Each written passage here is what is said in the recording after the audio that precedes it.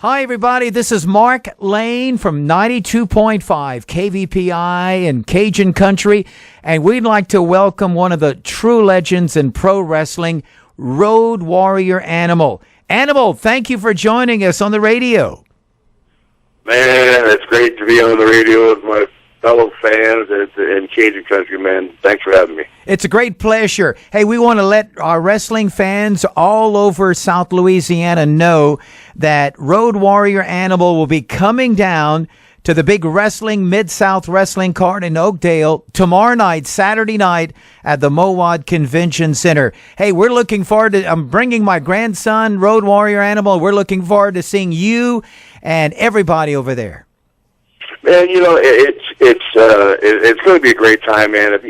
I stress to the fans, if you're anywhere close to Lafayette or Baton Rouge, you know, make the drive to Oakdale because, you know, I don't get down to that part of the country very often. I got my spike shoulder pads with me. Come by at 8x10. You can put on the spike shoulder pads for a photo. I don't bring them everywhere, but I'm bringing them here to the great state of Louisiana.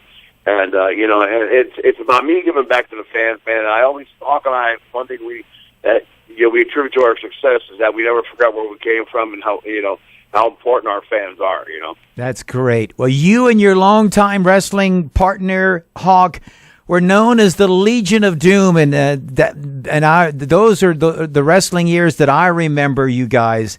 3-time tag team champs, NWA, AWA, WWE, WWF, All Japan Pro Wrestling, inducted into the WWE Hall of Fame. I mean, you had so many honors, and all you guys deserved it. Well, thank you very much, man. Yeah, you know, I don't even know what track of the tag team titles we won. Someone sent me a deal, some real fan the other day. I guess we won something like 22 different tag team championships for different companies. And I don't think that's ever going to be done again in the history of pro wrestling because it's just, you know, the wrestling business has changed so much. I think the wrestling business is on a rebound again right now. You know, you got the NWA trying to crawl back up there with Billy Corgan, Smashing Pumpkins owns that. Now you got the All Elite Wrestling just started. They're getting ready to run their promotion along with WWE. So now it gives the guys and girls that have dreams of being a pro wrestler different avenues to go to, you know. Well, Animal, I want to ask you this. You grew up, I did a little bit of research before you calling in. You grew up in Minnesota, right? I lived most of my life in Minnesota, yeah. Were you a wrestling fan all your life, or did that come later in life? You know, man, about my senior year in high school, maybe my first year in college, you know, we all worked out at the gym, and I was about a 17, 18-year-old kid, and all of a sudden, two guys came in my gym that I worked out at, and it was actually Hulk Hogan and Brutus the Barber Beefcake. And I said, oh, my God, look at the size of that guy. I mean, Hogan was huge at that time. He had to be about 330 pounds. And I said, man, who are these guys? Man, they're pro wrestlers. And it just so happened that Hogan was wrestling Nick Bockwinkel for the AWA World Heavyweight Championship. So I went to the St. Paul Civic Center that night and actually got hooked.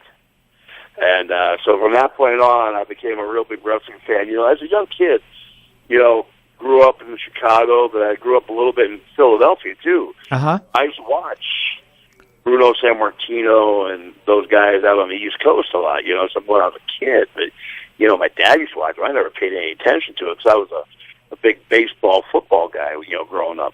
But, yeah, when I saw those guys in the gym and saw the kind of weight they're throwing around, and I knew the kind of weight that I was really throwing around as a young 18-year-old punk, you know, I said, you know, maybe there's something to this. You know, we always fooled around at the gym. You know, my buddies and I would always fool around. You know, someone would be on the bench. You know, someone would drop an elbow on them. Oh, there's an elbow drop. You know, and emulate and kid around. But none of us ever thought. But you know, it's kind of funny. You know, when we all decided to go to a wrestling camp, there was a guy named Ed Sharkey.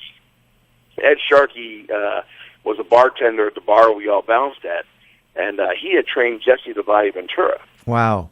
That was his claim to fame. And he said, hey, I'm going to do another wrestling camp, so you want to do it. So myself and Hawk, Smash with Demolition, and Scott Norton, who was with the NWO, and Ravishing Rick Rude all went through the same wrestling camp together. All of you guys became huge stars. Yeah, we all made it, man. How many times those guys all went to the same high school? How many guys from the same high school, have made it? You know what I mean? It's kind of crazy. Yeah. But Paul Ellering, who was, I think at one time your manager, helped get you guys together. And how did that all start, where you hooked up and teamed up with Hawk? And so I was down in Georgia Championship Wrestling, and I did a couple months there first, came back, and then Ole Anderson teamed me up with Hawk. And when we were down there, Hawk and I were so raw doing interviews, and probably in fear that we would, to be quite honest, we'd be dropping some F-bombs? Some F-bombs. He said, "You guys shut up, don't talk. You let Ellering do the talking."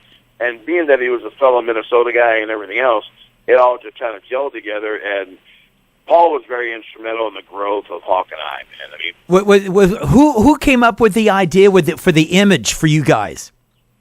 It was actually Ole Anderson. He approached us and he said, "Well, because I was always a big, thick, strong guy." He goes, "Well, you definitely are an animal, so you're the animal." And Hawk goes, "I'll fly around the ring. I can be called Hawk." And the guy, and Ole Anderson goes, "Oh, okay. If you want to be called Hawk, be called Hawk."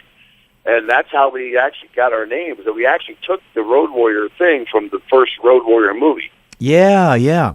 That's where we got the idea from. The guy that was the bad guy that had the red mohawk with a little bit of face paint on. That's where we got the idea. Until we just kind of let it grow into our own personalities. Unbelievable. And, you guys had some legendary feuds with all kinds of wrestlers like the Midnight Express, the Powers of Pain, the Russians, the Four Horsemen. If there would be one match, Animal, that stands out in your whole career, the one match would be what? Well, to be honest with you, the most frightening match, and then probably I'd never do it again, would be those darn scaffold matches. A scaffold match? Wow. Against Midnight Express, 30 feet above the ring on a 3-foot wide fireman scaffold, was pretty dangerous. A lot of the great American matches, anytime we got to wrestle the Four Horsemen, was phenomenal, along with the Midnight Express and the Koloffs. I think it was right at the end of when President Reagan was in office, when it was, big USA against Russia thing, we became the sweethearts of the USA, because we wrestled the Koloffs. And to see that kind of following with the people, it's just fun. I mean, there's no more dedicated fan than the wrestling fan. I love wrestling fans. They are just so true and blue, and they really appreciate what you do for a living and all that other stuff, So that's why I like to get back to the fan. But it's hard to pick out one special thing, man. I've had great matches with some of the top guys in Japan, Riki Choshu and Tendu and all these other guys in Japan too. I've gotten to travel over this world, and I've been really lucky this many years later that people will watch me, on YouTube, and their parents show, "Hey man, check out these guys," because tag team wrestling is kind of down right now a little bit. They're trying to revive it, but it's kind of a down thing in wrestling. But, in my day, they let guys be themselves. They let you be your alter ego. They let you do what you needed to do. They let you do what you needed to do to get yourself popular. And today, everything's so scripted out that the fans see right through it. Yeah. But man, we had a lot of great guys, and back then it wasn't about doing a tit for tat and having to worry about getting your movement. You did what was right for the business. That way, you drew money. At the height of your career, either as a solo or with a tag team, what were you pressing? When you were really bulked up? How big a guy were you? I was about 320 pounds was my heaviest. 320 pounds.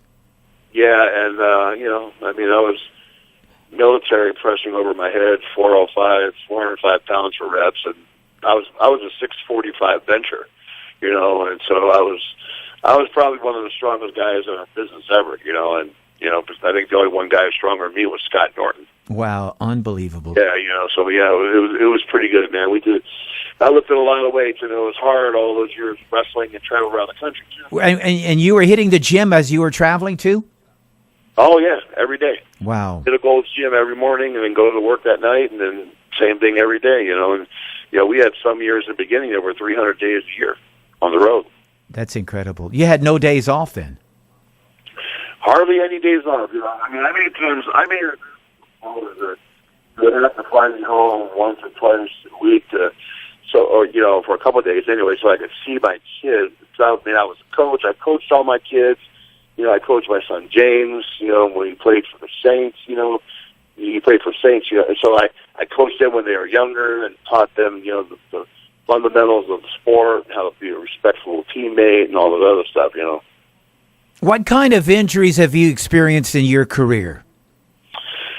You know, man, I had orbital rim surgery. The warlord landed me on my head one time, and people don't know this. He went to do a Samoan drop on me, and he landed on my head. And when he did that, I got a skull fracture, broken nose, fractured cheekbone, and blew out my orbit in one move. Gosh. Yeah, doctor said it was like putting my head in front of a car going 20 miles an hour.